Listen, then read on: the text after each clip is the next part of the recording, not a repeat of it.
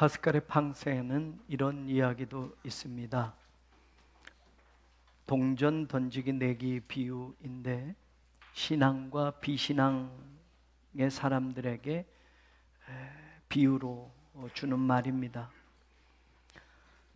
평생을 비신앙을 가지고 사는 사람, 죽으면 하나님도 없고 천국도 지옥도 없어 라고 그렇게 사는 사람과 죽음 이후에도 천국이 있고 지옥이 있고 하나님이 계시다라고 믿고 사는 사람, 그 사람을 간단한 비유지만 이야기를 합니다.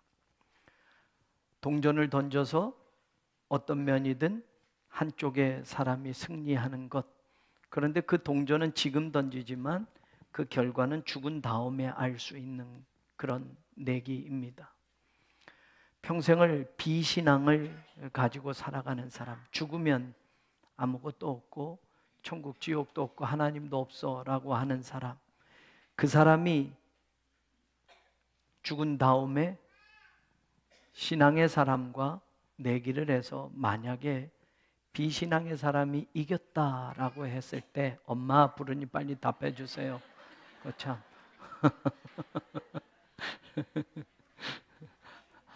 추운데 나가지 말고 괜찮아요.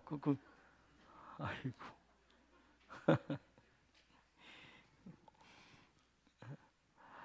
만약에 비신앙의 내기를 걸어서 그 동전 결과가 죽은 다음에 났어요. 그런데 정말 비신앙의 사람이 이겼다고 하면 하나님도 없고 천국도 지옥도 없어, 죽으면 다 끝나는 거야. 그것을 믿고 살았던 사람이 만약 이겼다고 하면 그 내기에서 이긴 사람이 얻을 게 무엇이냐라는 겁니다. 죽으면 아무것도 없는데 보상도 없습니다. 보상받을 나조차도 존재하지 않습니다. 죽으면 다 끝나는 거니까. 그러면 거기에 내기를 걸고 평생을 산 사람이 죽음 이후에 그 결과를 알았습니다. 그런데 결과로 내가 내기에서 이겼는데 나한테 주어지는 건 아무것도 없게 되는 겁니다. 평생을 하나님이 있고 천국과 지옥이 있다고 믿은 사람이 만약 졌다고 한다면 그 사람이 손해볼 것은 무엇이냐라고 할 때 그 사람도 손해볼 게 없습니다. 죽음 이후에는 아무것도 없으니 손해볼 나조차도 존재하지 않으니 아무것도 없는 겁니다. 그런데 이걸 뒤집어서 생각해 보면 신앙을 가지고 사는 사람이 이겼다 했을 때 하나님도 없고 천국도 지옥도 없어 라고 평생을 그렇게 산 사람, 죽음 이후에나 그 결과를 알게 되는데 죽음 이후에 그 결과를 봤더니 하나님도 계시고 천국과 지옥도 있다라고 했을 때, 그 내기에 졌을 때 그 사람이 잃는 것은 무엇인가? 영혼을 잃어버리는 겁니다. 영원한 삶을 얻지 못하고 영원한 지옥에 던져지니 그 손실은 이 세상에서 살아나간 삶의 그 가치보다 어마어마하게 다른 손실. 비신앙에 걸고 살았던 사람의 그 결과는 그 네 개의 짐으로 영원이라는 시간을 잃어버리는 것이 되는 것입니다. 그리고 신앙을 걸고 살았던 그 사람은 승리하고 그 네 개에서 이겼을 때 그 사람이 얻는 것은 상상할 수 없는 영생을 얻는 것이기 때문에, 천국을 얻는 것이기 때문에 그 사람이 내기에서 승리했을 때, 여러분, 내기에서 질 때와 승리했을 때의 차이는 엄청난 차이가 난다라는 겁니다. 파스칼이 팡세를 썼을 때 그 단순한 비유를 하고 싶었던 그 목적이 있었겠지요. 오늘 우리는 다행히도 하나님이 계신 것을 믿고 살아가는 사람들입니다. 아멘 한 사람만 믿고 사네요. 저는 다 믿고 사는 줄 알았더니 그러니 여러분들은 걱정 없습니다.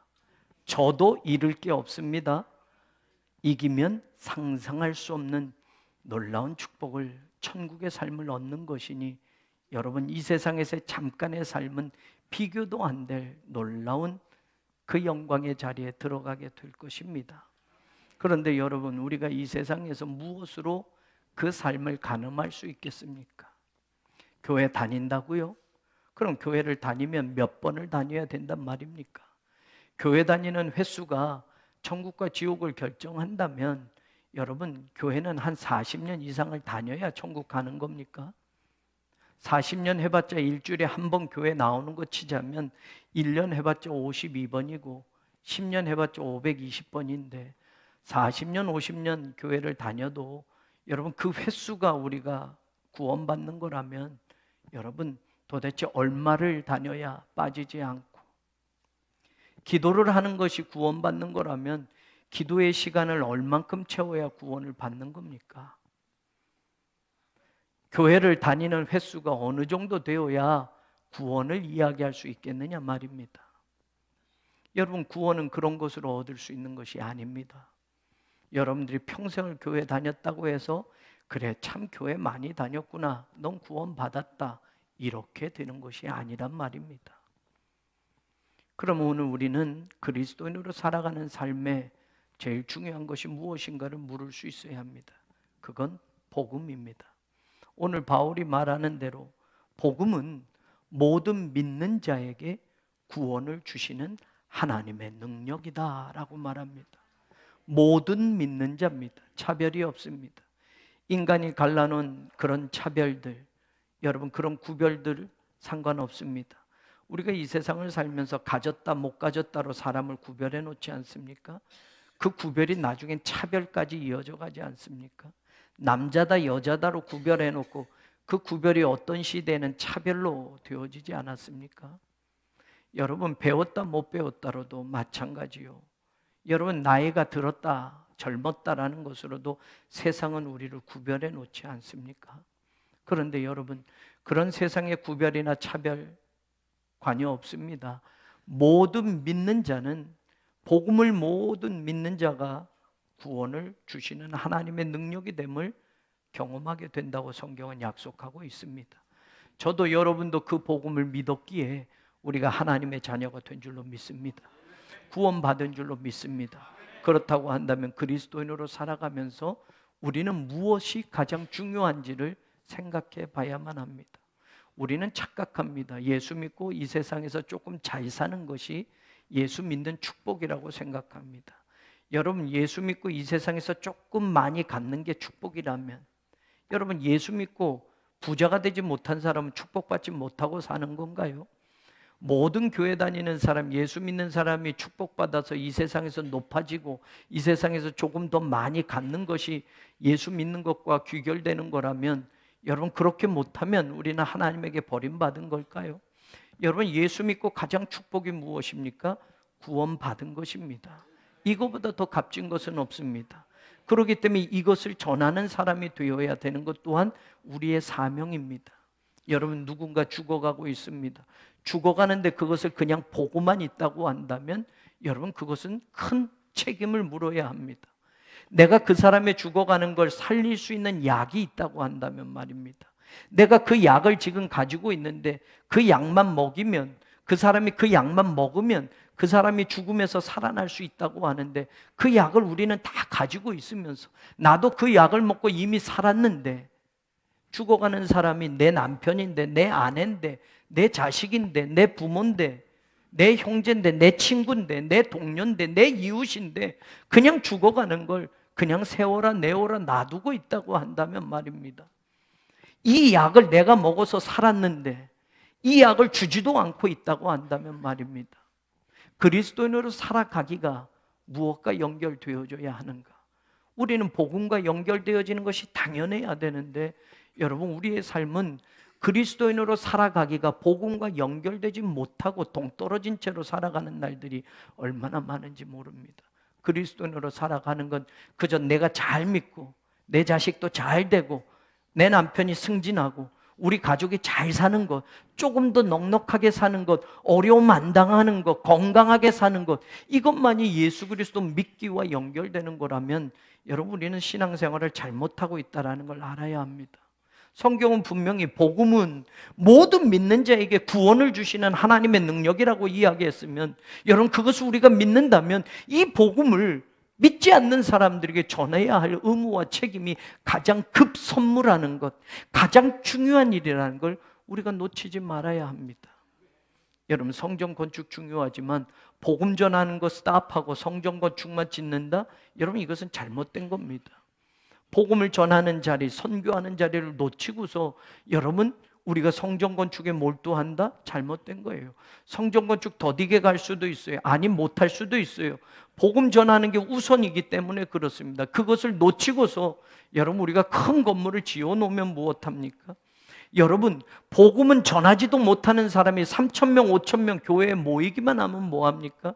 세상으로 나아가서는 그 복음을 전하는 그 삶에, 그 발걸음에 한 발자국도 내딛지 못한다면 그 교회는 영적으로 건강한 교회가 아닌 것이 분명한 겁니다. 오늘 바울이 말하는 대로 복음은 모두 믿는 자에게 구원을 주시는 하나님의 능력이다. 이 말은 2000년이 지나도 변함없습니다. 또 2000년이 지나도 변함없습니다. 그렇기 때문에 그렇기 때문에 교인들은 이 복음의 능력을 누구보다도 믿는 사람으로 살아야만 합니다.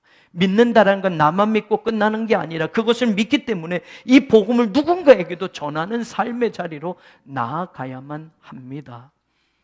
복음은 좋은 소식, 유앙겔리조라는 것이었습니다. 근데 이 복음이라는 단어가 교회에서 만들어 놓은 신조어가 아닙니다. 이미 세상에서 쓰던 단어입니다. 바울이 이 복음을 이야기하기 전에, 이 복음을 말하기 전에, 예수님의 제자들이 복음이라고 전하기 전에 복음은 당시의 세상 사람들이 다 알고 있는 단어였습니다. 어떻게 알고 있었느냐? 복음은 좋은 소식이었습니다. 그들에게서 좋은 소식이란 딱 이런 것들이었습니다. 우리를 통치하는 황제가 자기의 자식을 낳아서, 아들을 낳아서 그 황제가 죽어도 그 황제의 통치가 자식대로 이어져 갈 수 있는 후손이 태어났다. 이것이 당시에는 복음이었습니다. 그래서 황제의 아들이 태어나면, 황제의 대를 이어서 그 나라를 다스릴 또 다른 왕세손이 태어나면 그 소식을 백성들에게 좋은 소식이다라고 선포했고, 백성들은 그 소식이 기쁜 소식이었습니다. 야, 우리를 다스리는 왕께서 아들을 등남하셔서 그 왕의 권자가 그 아들에게도 이제 이어져 가게 되었구나라는 것이 당시의 사람들이 알고 있던, 듣고 있던 복음이 바로 그것이었습니다. 그 당시에 복음은 이런 것이었습니다. 우리나라 전투에, 전쟁이 나서 우리나라 군인들이 전쟁터에 나갔습니다. 그 전쟁터에 나가서 승리했는지 패배했는지 궁금합니다. 그런데 여러분, 그 전쟁터로부터 그 소식을 가지고 오는 사람이 있습니다.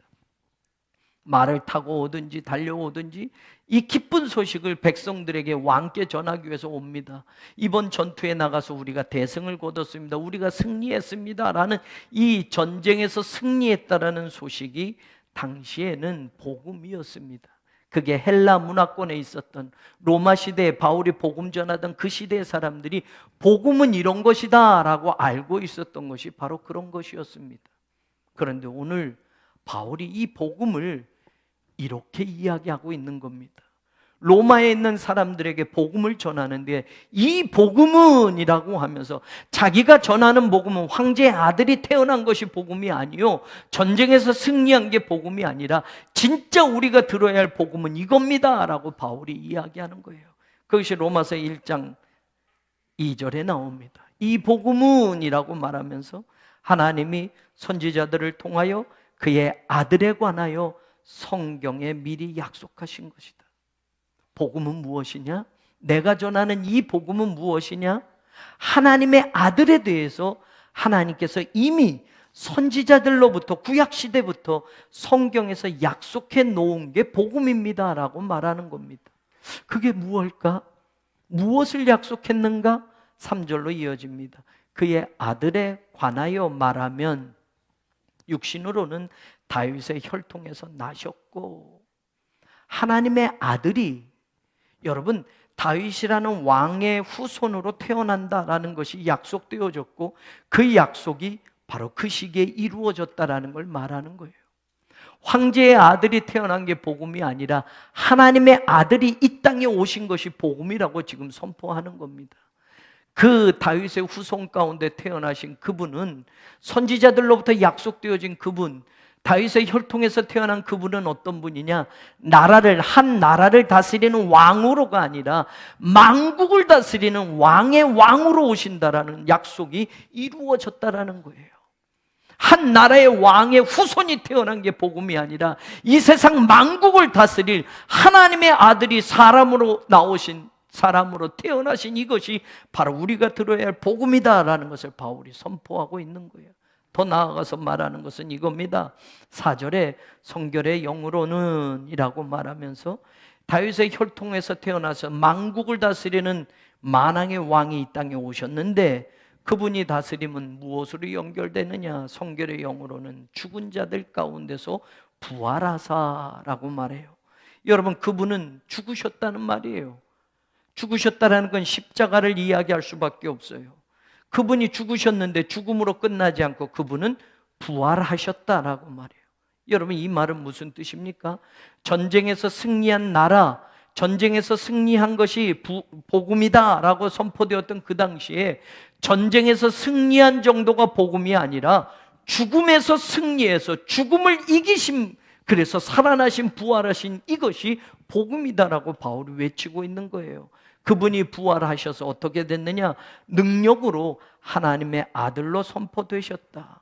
능력으로라는 이 절이 하나님의 아들을 수식하는 구절로 나오기 때문에 선포되었다로 연결되는 것은 잘못된 해석이에요. 그래서 능력을 얻으신 하나님의 아들로 선포되었다, 이렇게 해석하는 게 조금 원문의 의미 맞아요. 여러분, 죽으셨는데, 우리를 구원하시기 위해서 십자가에서 죽으셨는데, 그것이 복음인데 죽음으로만이 아니라 그분이 다시 부활하셔서 죽음을 이기셔서 승리하셔서 부활하셔서 능력을 가진 하나님의 아들로 이제는 우리에게 선포되어졌다. 그래서 그분이 바로 우리 주 예수 그리스도다라고 바울이 말하고 있네요. 능력을 얻으신 하나님의 아들이란 말은 무엇 뜻인가? 여러분, 죽음에서 승리하셔서 부활하신 분이 이제는 능력의 하나님의 아들이 되셨는데, 이 말은 그분을 믿는 모든 자 또한 그분처럼 부활할 수 있게 하셨기에 그분이 바로 능력을 얻으신 하나님의 아들이다라고 선포하는 거예요. 이게 복음이라는 말이에요. 여러분, 예수 그리스도가 이 땅에 오신 것, 그리고 그 예수 그리스도를 통해서 온 인류가 구원받게 되었다는 것, 그리고 그분을 믿음으로 말미암아 잠자는 자들의 첫 열매가 되신 예수님처럼 그분을 믿는 모든 사람에게 부활의 소망을 주셨고 부활할 수 있는 능력을 주셨기에 그분이 바로 우리가 믿는 주 예수 그리스도 하나님의 아들, 능력이신 바로 그분이시다라고 바울이 오늘 선포하고 있는 거예요.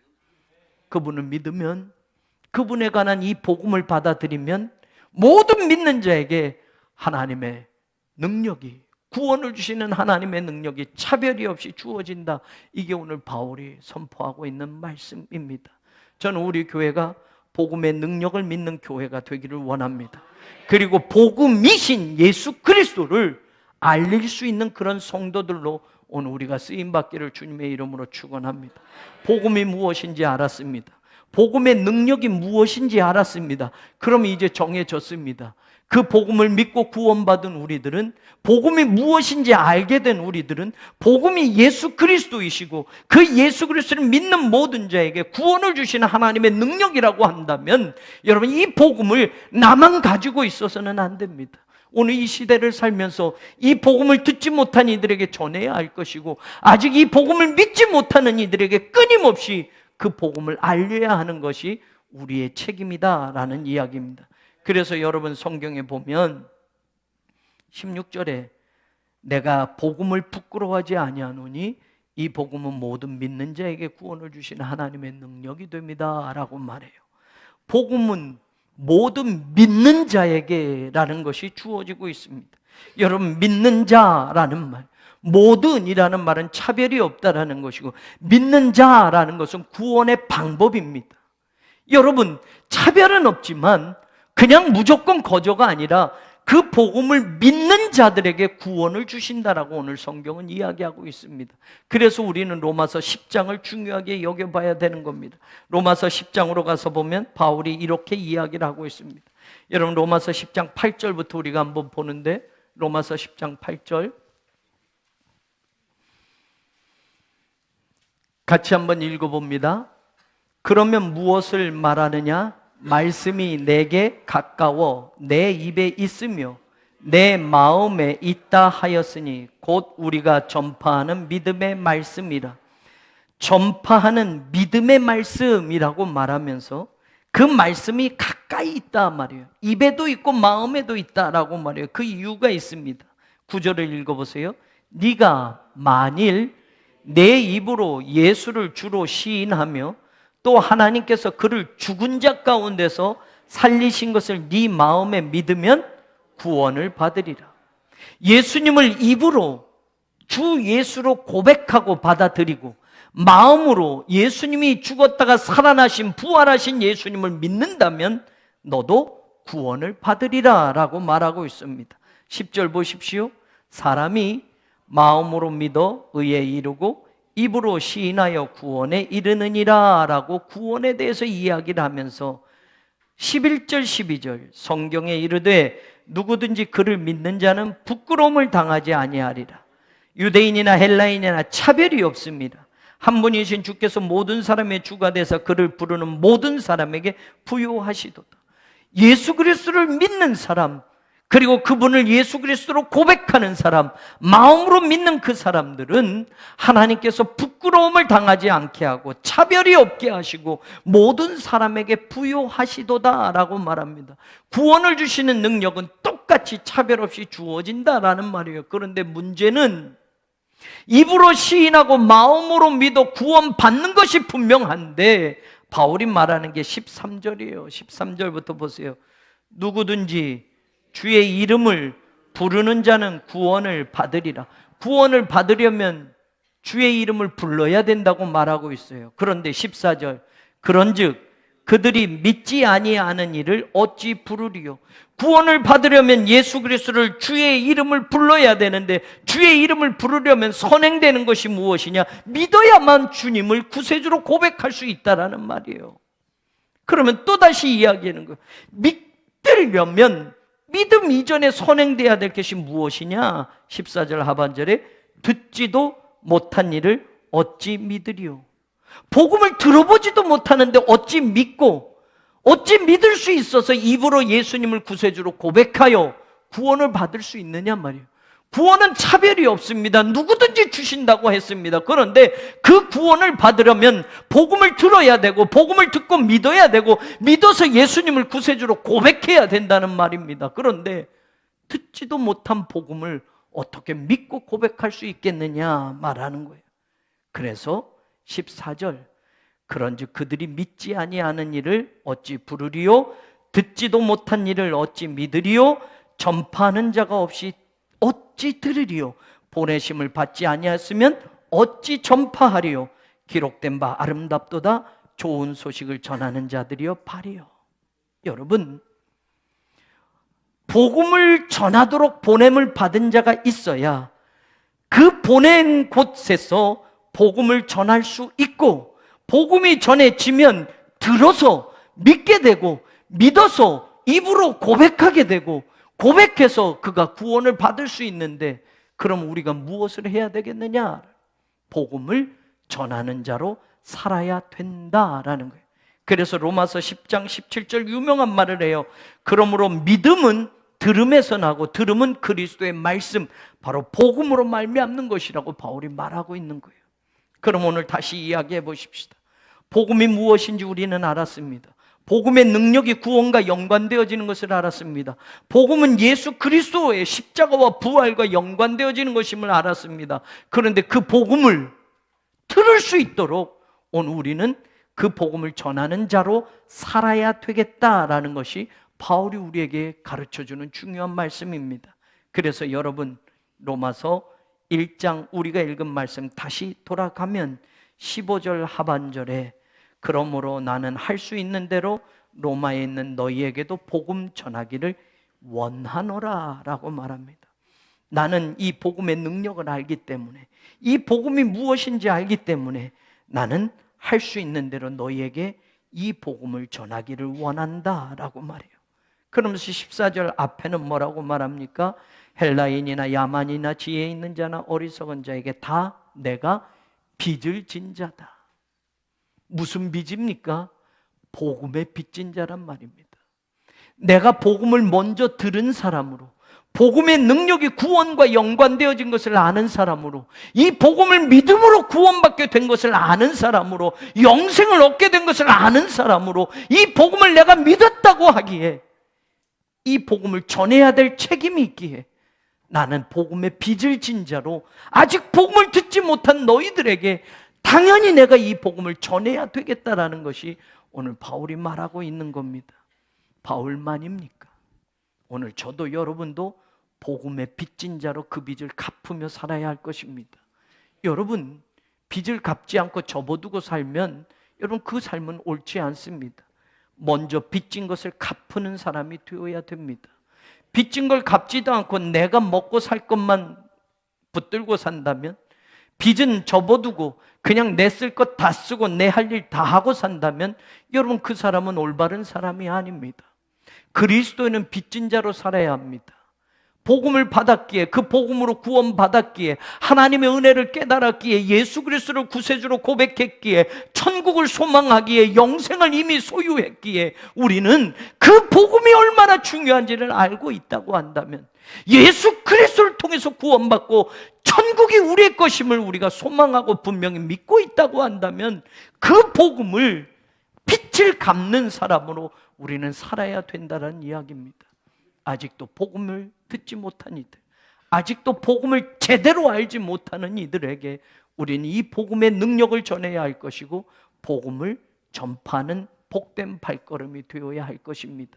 올 한 해 우리는 많은 사람을 옳은 대로 돌아오게 하는, 하나님과의 관계로 돌아오게 하는 별과 같이 빛나는 사람이 되자라는 표어를 가지고 시작했습니다. 사랑하는 여러분, 가만히 생각해 보면 사랑하는 성도들 모든 삶의 자리에 이것보다 더 시급한 게 있을까? 우리가 그리스도인으로 이 세상을 살면서 무엇을 하며 살아야 하고 무엇을 바라보며 살아야 할까 할 때 복음의 빚진 자로 살아가는 이 삶보다 더 중요한 것이 무엇이 있을까? 복음의 빚을 갚는 교회로 이 시대에 주님이 세우신 그 목적을 이루어가는 것보다 우리 교회가 더 중요하게 여겨야 할 것이 무엇이겠는가? 사랑하는 여러분, 저는 올 한 해 우리들의 발걸음이 복된 발걸음이 되기를 소망합니다.